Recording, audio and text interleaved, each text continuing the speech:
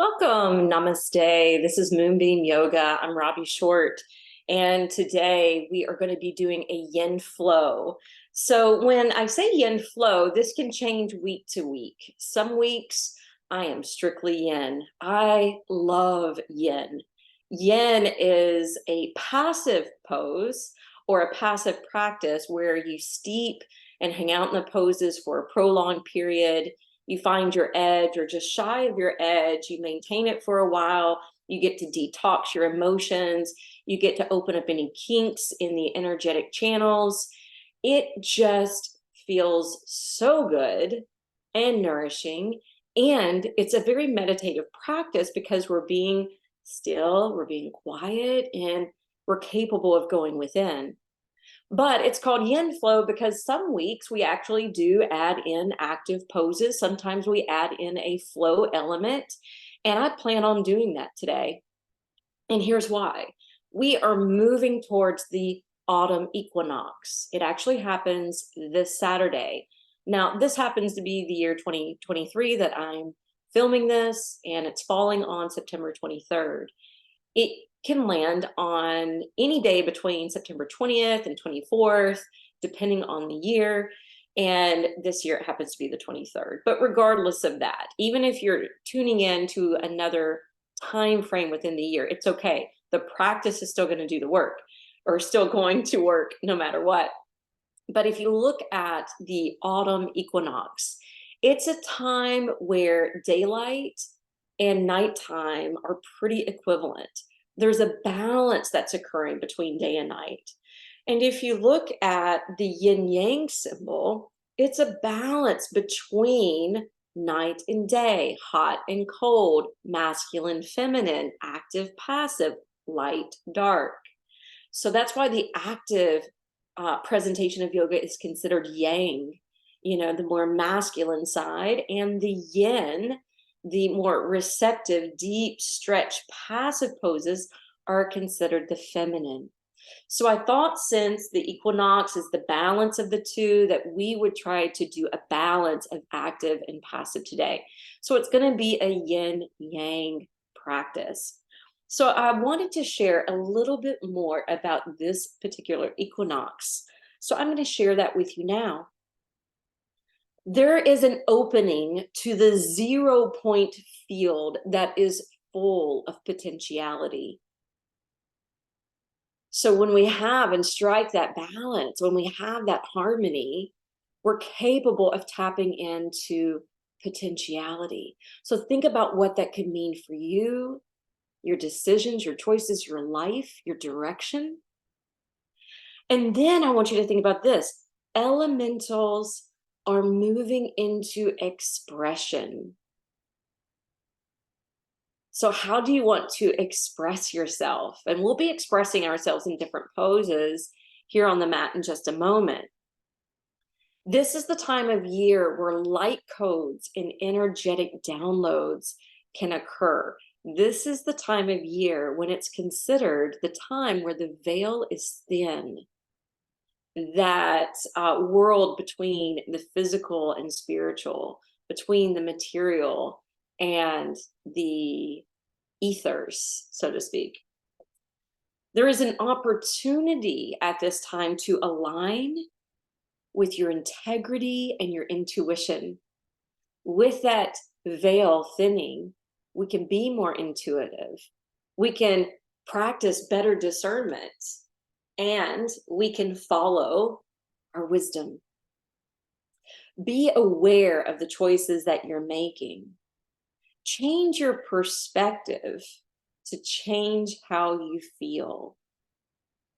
Think about this. Nothing external necessarily needs to change.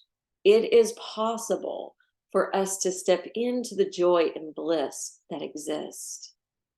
It doesn't require anything occurring or changing on the outside. It's stepping into that joy and bliss that is innate within our own self, within our own heart and soul. And this practice is going to give you the opportunity to step into that. We can let go of emotional patterns that may be addictive or toxic. So I tend to wear my emotions on my sleeve. My students will tell you, I will show up for class regardless of how I'm feeling emotionally. And when I used to own a studio for 12 and a half years, and I had a lot of teachers teaching under me, occasionally I would get a text from a teacher saying, I can't come into class today, or a phone call. And sometimes it was a fight with their spouse. Now, my take on that was, you need to show up for class. You need to show up not just for your students, but for yourself. The times where we are feeling emotionally raw is the times where we tend to run away from the mat and not want to practice. But remember, yoga chitta vritti nirodha, yoga is not only the lessening of the fluctuations of the mind, but it neutralizes the whirlpools of emotion. Now, that's not saying we want to be emotionless. Emotions can tap us into the ethers, can tap us into the spiritual. The emotions are like a barometer. Where are we at any given moment? Yes, we can neutralize the emotion so it's not taking control over us, but emotions are valid. All right, the addictive or toxic part of emotions is when you start to see a pattern. And I think a lot of us can be susceptible to this pattern. That pattern is the highs and the lows, the peaks and the valleys. So for instance, I noticed in my first marriage that if I wasn't careful, every 4 to 8 weeks, we would have a big fight. And then I started to realize the effect of the moon cycles. Then I started paying attention. When do these fights normally land? When are our emotions so charged and we're so triggered that we're also pushing each other's buttons? And I noticed it may not have been every full moon. It could have been every other full moon, but it definitely lined up with that. At the time, I was a flight attendant. So I decided, instead of being home, I'm going to look ahead at the calendar. I'm going to see when the full moon is. I'm going to schedule a trip. I don't want to be home. I don't want to fight. So I would remove myself from the environment so that we wouldn't push each other's buttons. Now, you may not have that kind of job. You may not be able to fly away or to distance yourself. And really, we shouldn't have to do that. We should be able to learn how to master ourselves, to learn how to master our words and our actions. And then we should also be able to monitor and master that we are not going to push the other person's button just to get something back. So yoga really can show up, obviously in life, but within relationships. All right, the last thing I want to say, that we are preparing with this fall equinox to move us into the next eclipse season. And the eclipse season is usually intense, and it's usually shining light on something that needs to change, or it's revealing truth, or allowing us to embark on making a massive shift in our life. Something could be taken away, but something could also be presented. So let's wake ourselves up. Let's detox our emotions, and let's bring in this harmony and balance through this practice together. We are going to begin on the mat.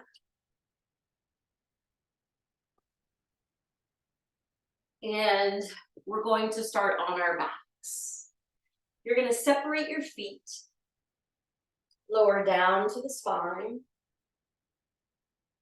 and rest your hands on your abdomen. If you want to provide a hip opener to start with, you can always slide a bolster underneath the knees and then pull the feet together. You can stack the feet on top of the bolster or even not use a bolster at all and take reclined butterfly. Obviously, the feet on top of the bolster or together without is going to be more yin. More of a deep stretch for the inner thighs, for the hips. The bolster under the knees can provide some restoration.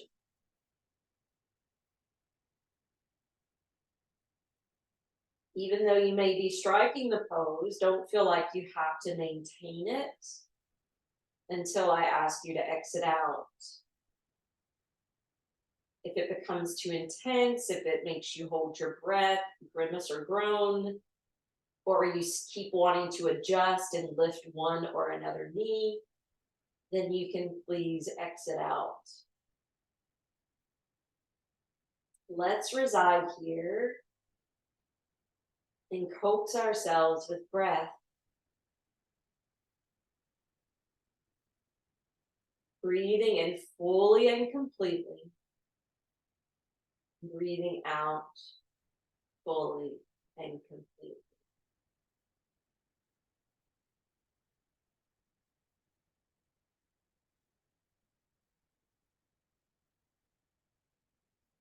Stay in control of your breath. And breathe in that deep diaphragmatic way.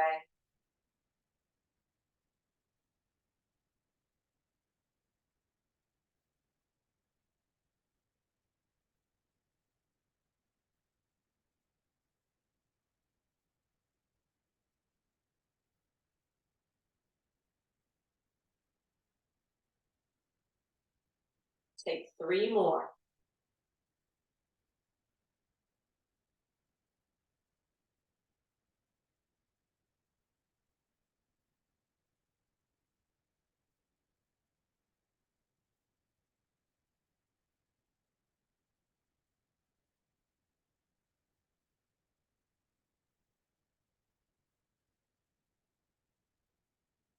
Next inhale, gently flutter the knees back up and then pick up your feet. Separate your legs wide, grab a hold of your feet or your shins. Now we are going to be more active in our approach, which means we're going to sink down heavily through the low back. And we're going to pull lightly with our hands. Anchoring the low back and pulling down on the feet. This is Ananda Balasana, what's called happy baby pose. And then roll away to one side. We're not going to hang out there very long. We're going to come up to stand. And as you come up to stand on the top of the mat, we're going to separate our feet as wide as the mat. You're going to pierce the navel in, contracting your core. Your left arm is going to reach across the chest. It's going to hang towards your right foot. Continue to pull the belly in and slowly start to roll downward. Now we're contracting the core in order to protect the disc in the low back. We're going to roll it down very slowly. And then you can also squeeze to the side obliques to roll up slightly with your left shoulder. Or down through the left arm to find where a kink may be. Any tightness or tension that you're experiencing on the left side of your back. Now this is meant to target the QL muscle. But because we're being yin-like in our approach, we're not locking the legs or the knees. We're rolling and rounding through the vertebrae. This also is going to open up the connective tissue. That overlying connective tissue called the fascia is something that modern scientists are saying that's where information flows in the body.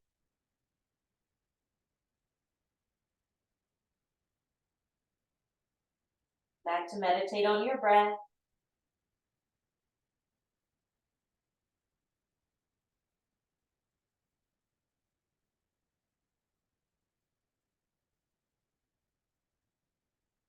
That first kink gets worked out. You can always move up or down from there.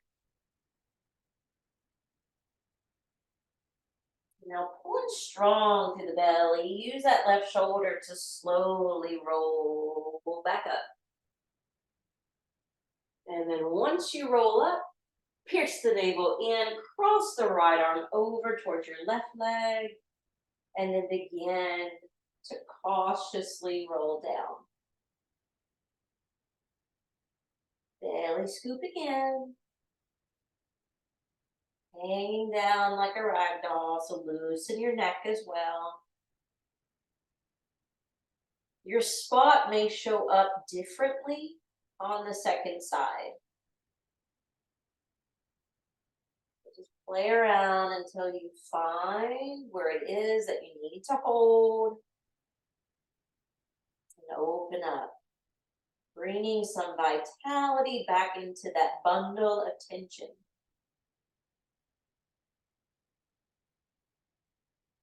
Making that tissue more porous.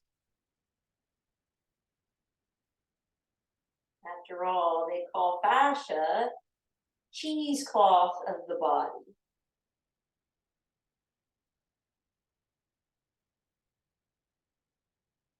Your mouth feels tight, you can always part your lips. You can always exhale through the mouth. And since it's a forward fold, I do encourage you to take a longer, slower out breath.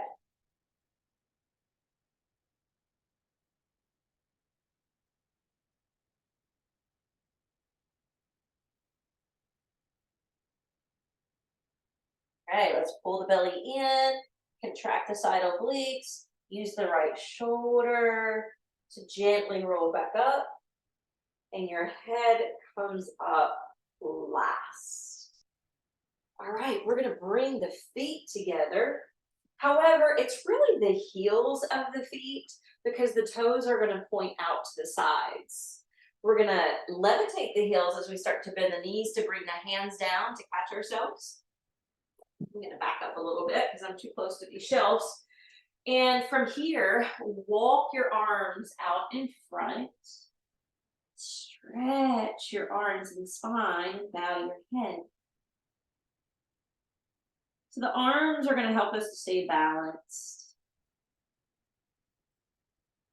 The feet are going to receive a lot of the work along with this deep flexion in the knees.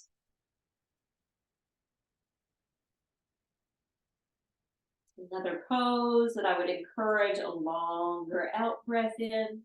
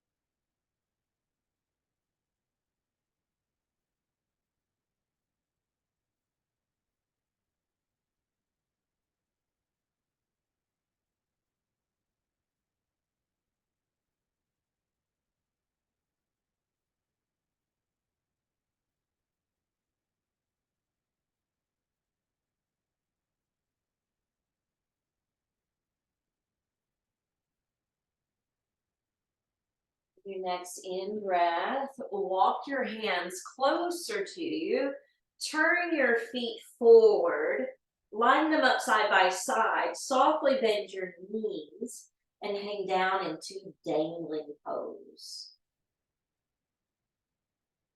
Well, this is like the yin form of Uttanasana. The knees are bent, there's no extra pressure through the feet. We're just giving into gravity, not trying to contract the muscles, but actually allowing them to lengthen. And then if you want to go deeper, you can always cross the arms, making the upper body heavier.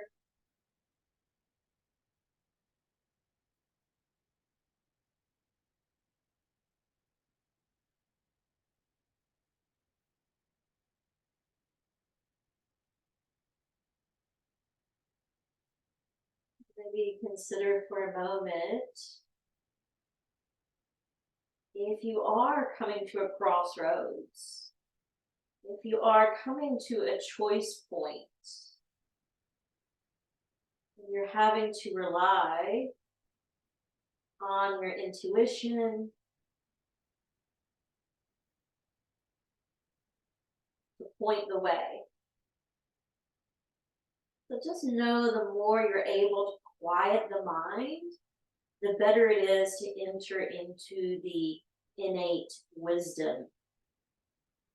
So that layer of discernment can kick in.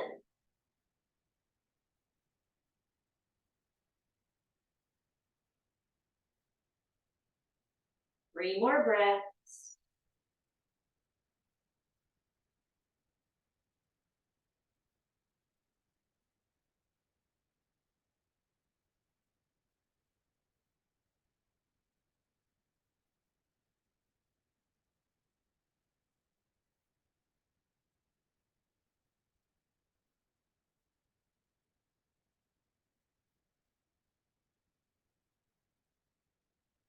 Now root your feet, sweep the arms to your sides and up.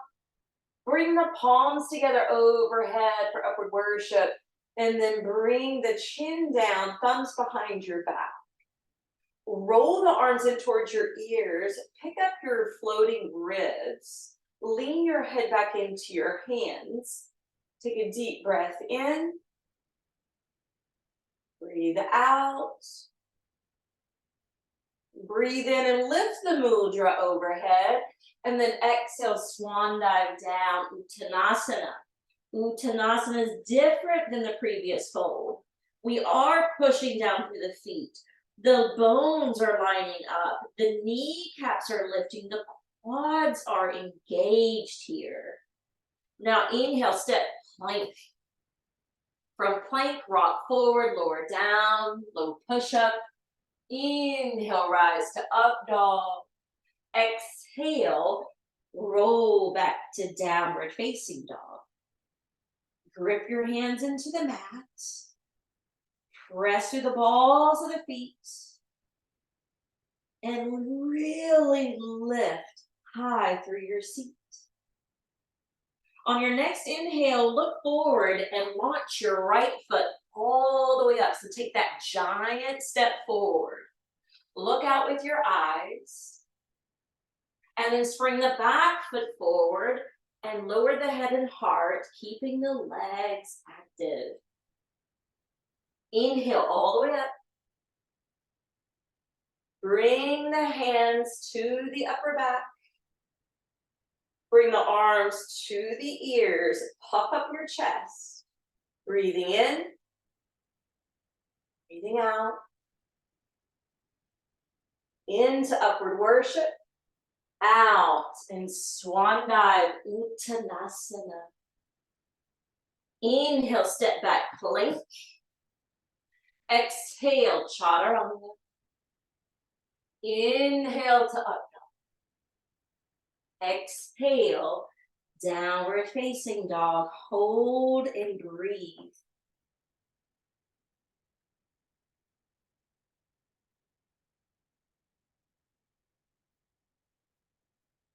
So in this pose, you don't want it to be all yang. You don't want it to be all yin. This is one of those poses where you want that balance of strength and stretch, efforts and ease. Now start to look forward and send your left foot all the way up. That giant step forward, coming into your lunge. Pausing for a brevity of time before bringing the right foot up to join and lower the head and heart. Inhaling up, again to upward worship. Exhale, thumbs to the upper back. Inhale, roll the arms in, strike your back bend, and breathe.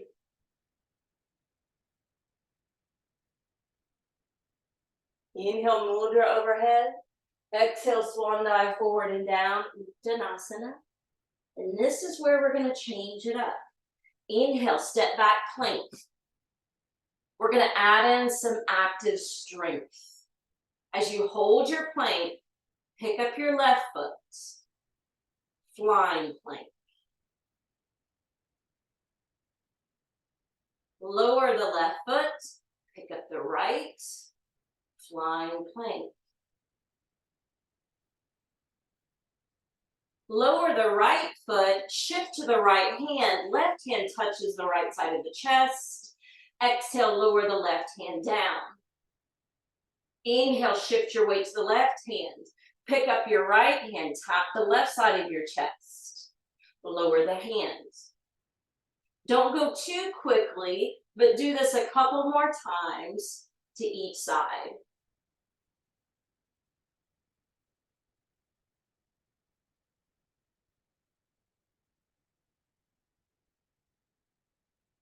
Now bring the knees down, stack them underneath your hips.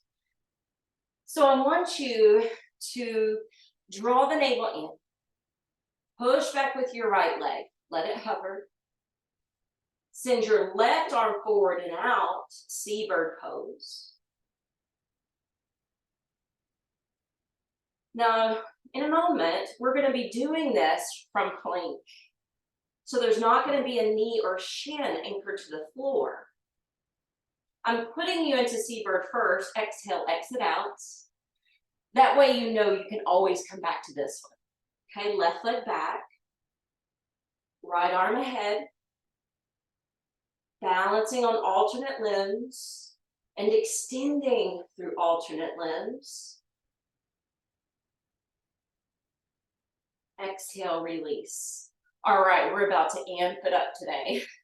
Step back plank. Pick up your right foot. Send out your left arm. I know this is hard. All right, release. Left foot up. Right arm out. Whew. I'm struggling on this side. Down. All right, shift forward, come down to the floor. Separate your feet. Slide your hands out.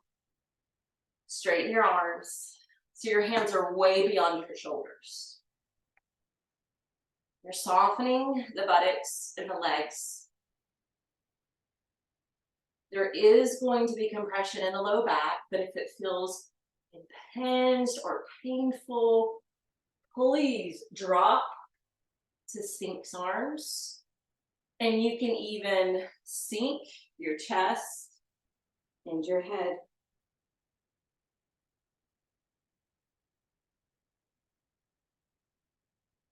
So those plank variations that we just did that were tough, I haven't actually done in a while, but it's from a book called Real Men Do Yoga.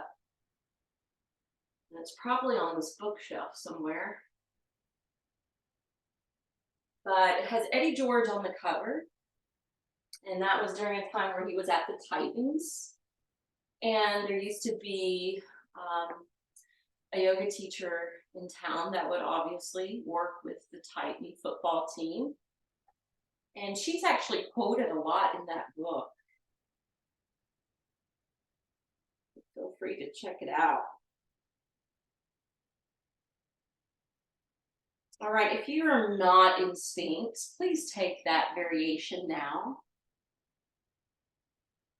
Again, not necessarily lifting the head up, but maybe spilling it down. Those of you that may have been lingering here in this pose, you're welcome to crawl the elbows forward and stack into prayer hands.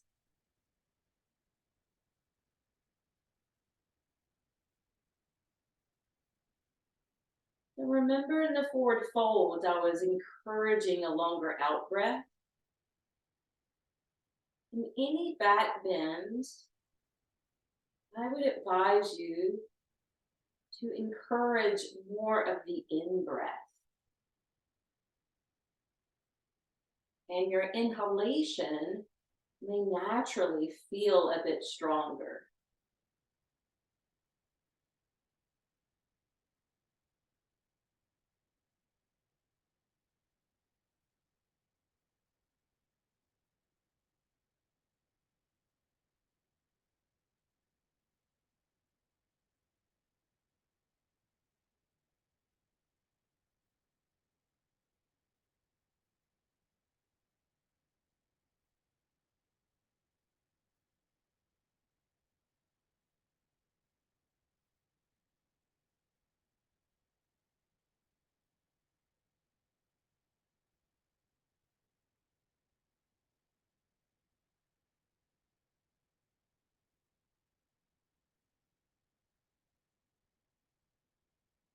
And from here, let's zip the legs back together.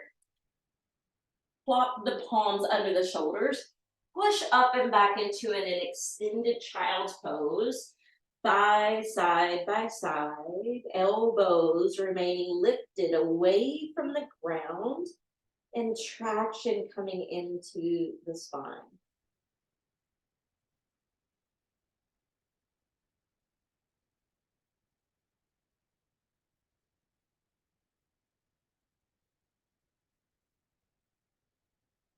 Now inhale, rock up to hands and knees.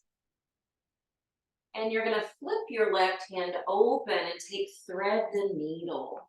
Now, please do thread the needle in an active way to begin with, meaning your right hand still in front of your face, and you're pushing lightly through that hand to roll more towards the back of the left shoulder, even though you're not going to probably go all the way there. Your belly is hugging in towards your back body, and you should feel a nice stretch through your back ribs.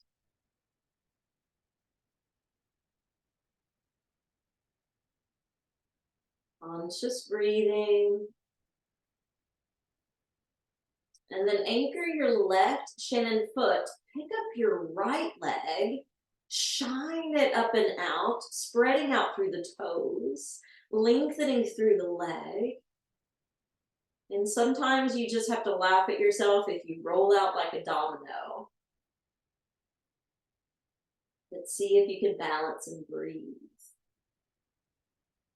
All right, exhale, bring the right knee down, send your right arm forward, and then fall onto your left temple and cheek.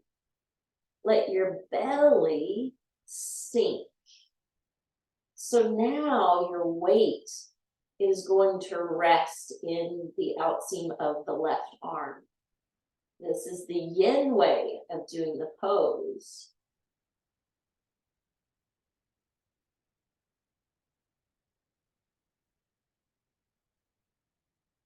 Sensing into it, surrendering into it. As if you just passed out in this position.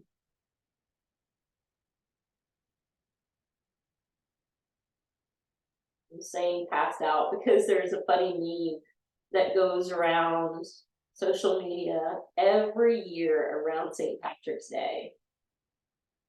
And it's called St. Patrick's Day Yoga. And it's basically people passed out like they're drunk in certain yoga positions. And this is usually one of them.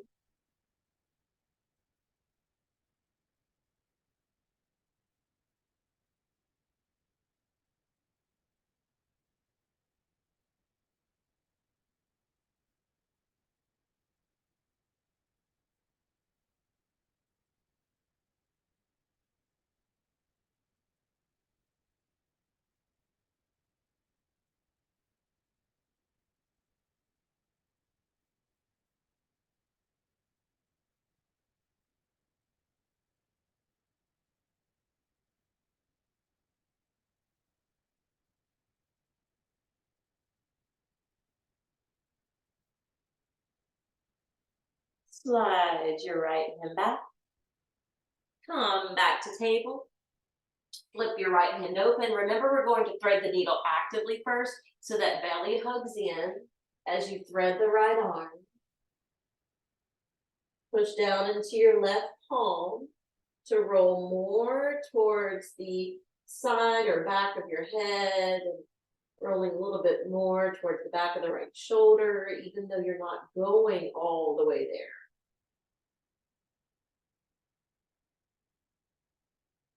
And then root your right foot, pick up your left leg, shine it up and back. So the more you activate that top foot, the more you're going to feel it up the kinetic chain of the leg, and even the butt will firm up.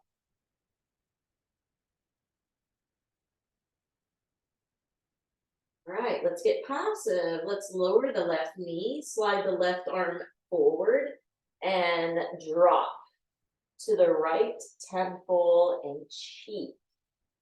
Allow your weight to sink on to the right arm and let your belly purposely sag.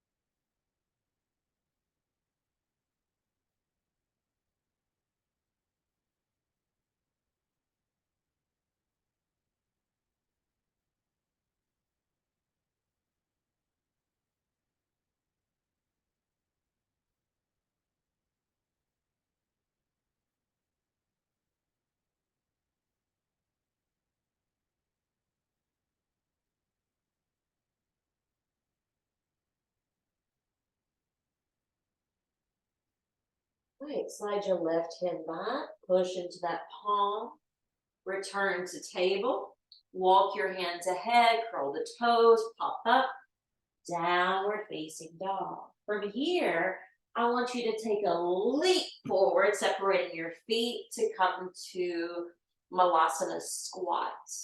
And there's a couple ways you can do it. You can be yin, more relaxed, rounding the back, head to prayer hands.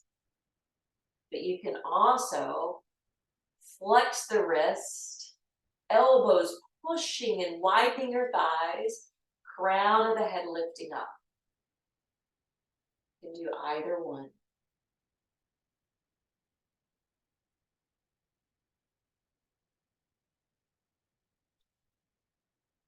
Of course, if you need to modify or make it restorative, you don't have to wait for the teacher's permission, because in yoga, we're trying to tap in to the inner teacher, our higher self. That should be your one and only guru.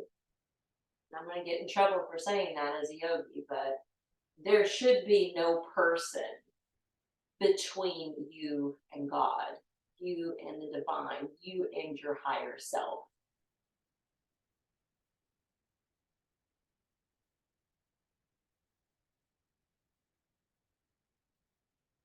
You know, I've recently heard that even the Dalai Lama is questioning whether or not there will be another incarnation of the Dalai Lama.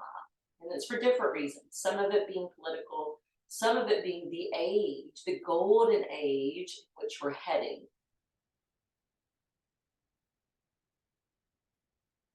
All right, let's bring the hands down, and the sits bones down. Bring the feet forward. Okay, we're gonna do, this is actually a Pilates move, but I'm not a Pilates teacher and I never want to become one, but I do like a few Pilates moves. And a lot of Pilates was actually influenced by yoga with its pranayama, with its anatomy, and some of the positioning. This is actually called seal, and the hands are going to scoop under to hold the feet up. And the point of rolling back and forth, we want to try to avoid landing to the feet and folding forward in the sequence we're getting ready to do. And we're also going to try to avoid putting weight on the back of the head. So it requires that core contraction and abdominal work to maintain that sense of control in the body. So it looks like this. And then once you come back to balance, you clap your feet 3 times. Now join me. Rolling back, rolling forward, clap, clap, clap. Roll back, roll forward, clap, clap, clap. Roll back, come forward, balance, and clap. One more. Good. Now bring the feet down and keep the feet away from the pubic bone. And you have a couple options here. One would be to round out into butterfly. And your other option would be keep your arms thread under your legs, palms open around your hips, head down towards the feet. This is a form of tortoise.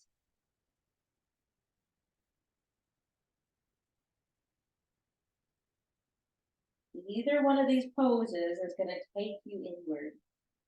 So try to practice pratyahara. Withdraw from the outer world, withdraw from your senses, all the information coming in.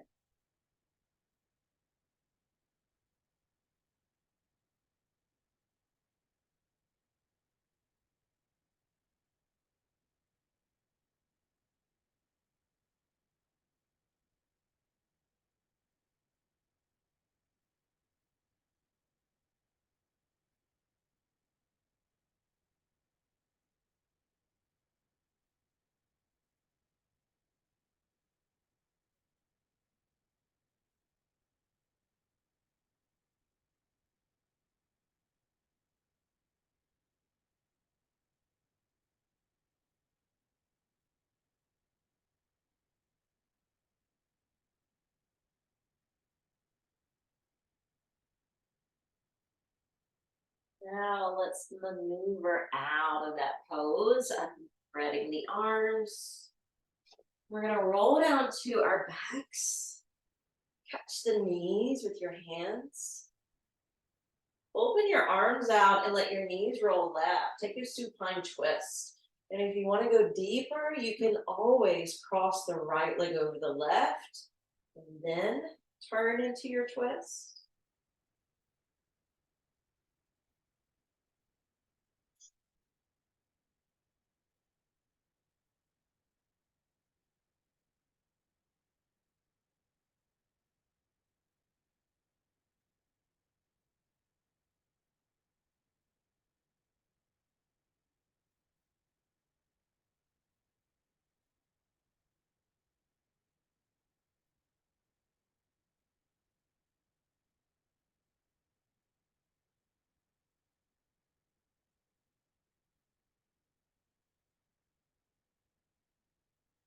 Turn your head, bring your knees back.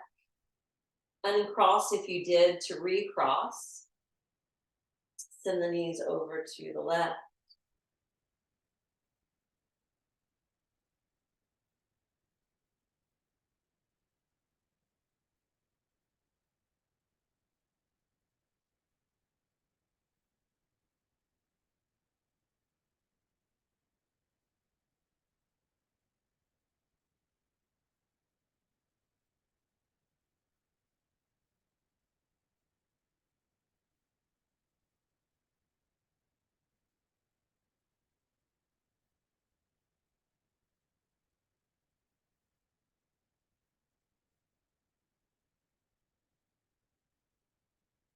Let's bring the left arm over to the right.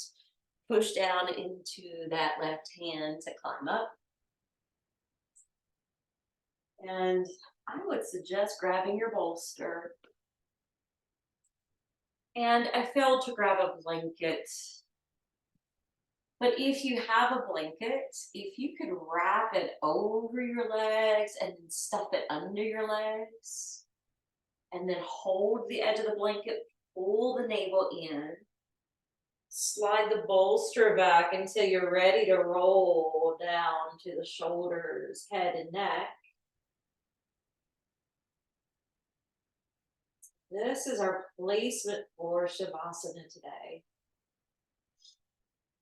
So one of the studios I teach at now, it has a wall in the bathroom, and every few months she'll write a question, and then she leaves the chalkboard kind of pens to write down answers. And the latest one is, what is your true intention for practicing yoga? And so it's always fun when you go in the bathroom to read everybody's comments. And today it just made me laugh out loud because someone wrote, honestly, Shavasana. And so this is Shavasana, the last part of the practice where we take some rest. We get to reflect and integrate the benefits. And it truly is meant to be one of the most potent parts of the practice. But as we know, it takes effort, mindfulness, movement to be able to get still and let go of that restless nature. It takes effort, movement, focus, breath work to finally get to this point where we can surrender, go within, and actually step into that innate joy and bliss. It's always there, but sometimes hidden. So let's use this opportunity for that right now.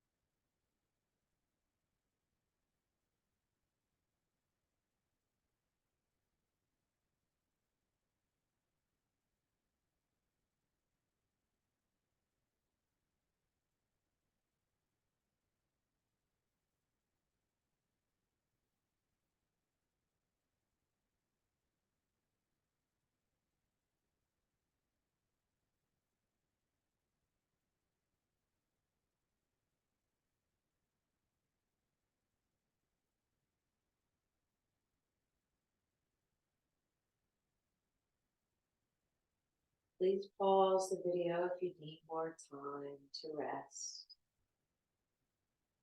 Otherwise, inhale, stretch the arms overhead. Exhale, unruffle the legs from the blanket. Hug them in. Roll to one side of your body. Come up for a seat. Again. Resting the eyes. Checking into our state of being. Hopefully feeling more balanced within. Lifting your hands to prayer. Om Shanti, Shanti, Shanti.